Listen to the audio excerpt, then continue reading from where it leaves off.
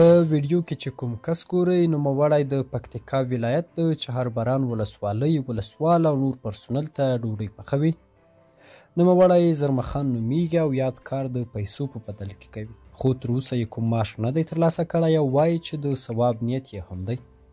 ما د مړۍ ور پخوم، دغه مړۍ ولسوال صاحب له ولسوال صاحب سره داسې بولس واته نفر دي خدمت یې پانه کړم، دوی وایي چې د مجاهدو سره هغه به درکوو، ته مې غریب سړی. نوموړی د ولسوالۍ پرسونل ته د لرګیو په اور په تیغ نه ډوډۍ پخوي چې په معصومو سترګو کې د تریخ لوګي له امله اوښکې له لرې ځایه برېښي.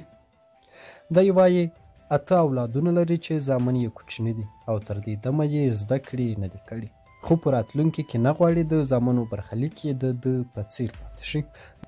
او زه یم زده کړه کړې وای، ډېر خوند وکړ.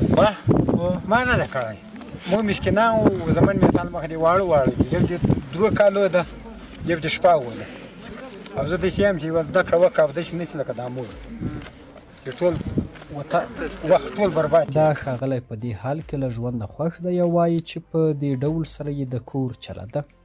دی وایي زما او د دې ولسوالۍ د پرسونل لپاره ښه کار دی چې زه د دوی لپاره ډوډۍ پخوم.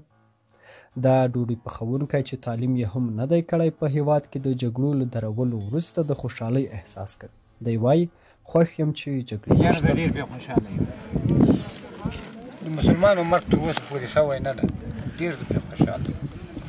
که دغسې خدای پاک هغه پسې راوستل ازادي، ډېر خوند مو نوموړی د ډوډۍ له پخولو سره هم خوځوي، خو پر یوه نیمه خبره یې ځکه سم نه پوهېږم چې په ټیټ غږ سره خبرې کوي.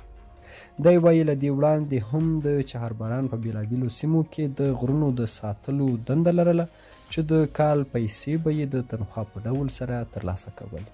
مخکې به مې دا غرونه به مې ساتل، دا پورته ځنګلونه نه دي، دا دغه 1 لک 2 لکه به یې کال راکولې، دا پورته ونې نه دي. کوم کس چې تاسو د ډوډۍ پخولو په حال کې ولید د پکتیکا چهارباران ولسوالۍ اوسیدونکی دی چې موږ یې د دې سخت کار کیسه او د نوموړي هیلې له تاسو سره شریک کړي.